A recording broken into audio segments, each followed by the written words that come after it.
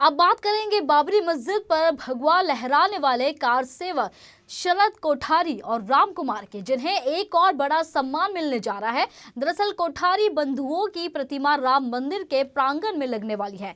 आपको बता दें, शरद कोठारी पहले कार सेवक थे जिन्होंने बाबरी मस्जिद के गुंबज में चढ़कर भगवा लहराया था, जिसके बाद सीआरपीएफ के एक जवान ने दोनों भाइयों की गोली मारकर हत्या कर दी थी। दोनों भाइयों ने उस वक्त के मुख्यमंत्री रहे मुलायम सिंह यादव के उस दावे को भी हवा में उड़ा दिया था, जिसमें उन्होंने कहा था कि किसी भी कीमत पर बाबरी मस्जिद को किसी भी प्रकार का नुकसान नहीं पहुंचेगा।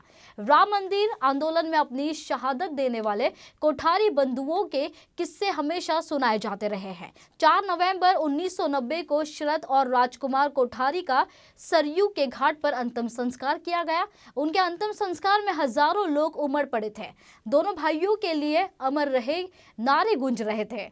शरद और राजकुमार का परिवार पीढ़ियों से कोलकाता में रह रहा है। मूलतः वे राजस्थान के बीकानेर जिले के रहने वाले थे। राम मंदिर की प्राण प्रतिष्ठा के दौरान दोनों की प्रतिमाएं भी लगाई जाएगी। कोठारी बंधुओं की बहन पूर्णिमा कोठारी ने उत्तर प्रदेश सरकार और केंद्र सरकार के इस फैसले पर खुशी जताते हुए उनका आभार जताया है।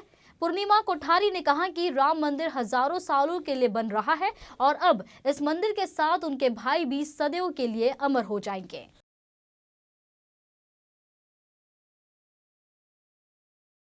मंदिर हजारों वर्षों के लिए बन रहा है, मेरे भाइयों का नाम भी हजारों वर्षों के लिए अमर हो जा रहा है। और सिर्फ मूर्ति ही नहीं, मैंने एक निवेदन योगी जी से किया था जब मैं वहाँ पर उनसे मिलने गई थी फैसले के बाद में। मैंने उनसे ये निवेदन किया था कि हमारा ये राम मंदिर का इतिहास ये कोई 30, 40, 50 वर्षों का नहीं है। ये इतिहास हमारा 500 वर्षों का है।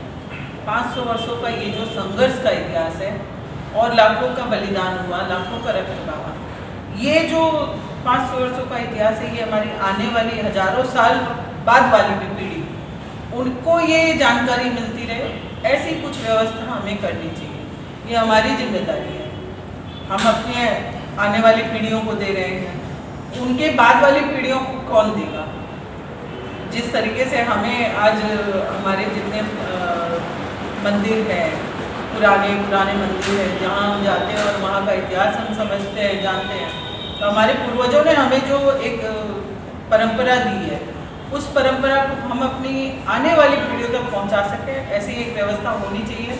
और मैं बहुत खुश हूँ कि योगी जी ने, मोदी जी ने हमारी इस बात को जाना, समझा और वहाँ ऐसा एक संग्रहालय भी बनने जा रहा है जहाँ पे ये 500 वर्षों का इतिहास रहेगा, बलिदानियों का उल्लेख रहेगा और बाकी सारी जानकारियाँ भी आने वाली पीढ़ियों को मिलेगी। 22 जनवरी मैं क्या कह सकती हूँ, वैसे तो भूमि पूजन में भी मैंने उनको मंच पर देखा था सामने से। 22 जनवरी को कार्यक्रम इतना पैक्ड है, मुझे नहीं पता है कि प्रधानमंत्री जी उसके बाद वहाँ पर कितना रुक रहे हैं और फिर प्रधानमंत्री जी को मिलना एक प्रोटोकॉल के तहत होता है, ऐसे ही हम चलते फिरते नहीं मिल सकते। वो सौभाग्य मुझे अभी तक नहीं मिला है। मैं चलते फिरते कहीं प्रधानमंत्री जी को रास्ते में कहीं मिल गई हूँ, ऐसा नहीं हुआ है।